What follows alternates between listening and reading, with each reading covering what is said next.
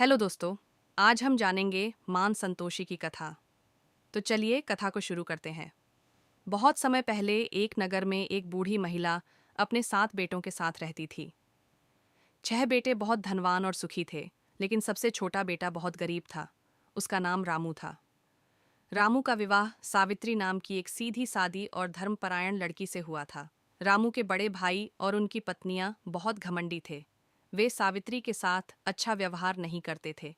घर में उसे हमेशा ताने सुनने पड़ते थे और बहुत कठिन काम करने पड़ते थे। सावित्री सब कुछ सहन करती रहती थी, क्योंकि वह बहुत धैर्यवान और सहनशील थी। एक दिन रामू काम की तलाश में दूसरे नगर चला गया। उसने सोचा कि जब तक वह कुछ पैसा नहीं कमा लेगा, तब तक घर नहीं लौटेगा। सावित्री घर पर अकेली रह गई और उसे अपनी सास और जेठानियों के ताने सहने पड़े।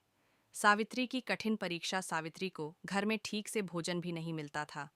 कभी कभी उसे बासी खाना दिया जाता था। फिर भी वह भगवान से प्रार्थना करती रहती थी कि उसके जीवन की कठिनाइयां समाप्त हो जाएं। एक दिन गांव की कुछ महिलाएं संतोषी माता का व्रत कर रही थीं। सावित्री ने उनसे इस व्रत के बारे में पूछा। उन्होंने बताया कि जो भी स्त्री लगातार 16 शुक्रवार तक संतोषी माता का व्रत करती है और सच्चे मन से उनकी पूजा करती है, उसकी सभी मनोकामनाएं पूरी हो जाती हैं। यह सुनकर सावित्री ने भी संतोषी माता का व्रत करने का निश्चय किया। उसने हर शुक्रवार को व्रत रखना शुरू कर दिया। वह गुड़ और चने का भोग लगाती और संतोषी माता की कथा सुनती। व्रत का प्रभाव धीरे धीरे संतोषी माता की कृपा से सावित्री के जीवन में परिवर्तन आने लगा। उधर रामू को भी दूसरे नगर में अच्छा काम मिल गया। वह मेहनत करने लगा और धीरे धीरे उसके पास धन आने लगा। एक रात संतोषी माता रामू के सपने में आईं और बोलीं, तुम्हारी पत्नी बहुत कठिनाई में है और मेरा व्रत कर रही है। अब समय आ गया है कि तुम अपने घर लौट जाओ। सपना देखकर रामू तुरंत घर लौटने की तैयारी करने लगा। उसने अपनी कमाई का बहुत सारा सामान खरीदा और अपने घर की ओर चल पड़ा। घर वापसी जब रामू घर पहुंचा, तो उसने देखा कि उसकी पत्नी बहुत कमजोर हो गई है।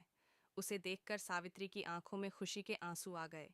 रामू ने सबके लिए उपहार लाए थे, लेकिन उसकी जेठानियां इससे खुश नहीं हुईं। उन्हें सावित्री की खुशी देखकर जलन होने लगी।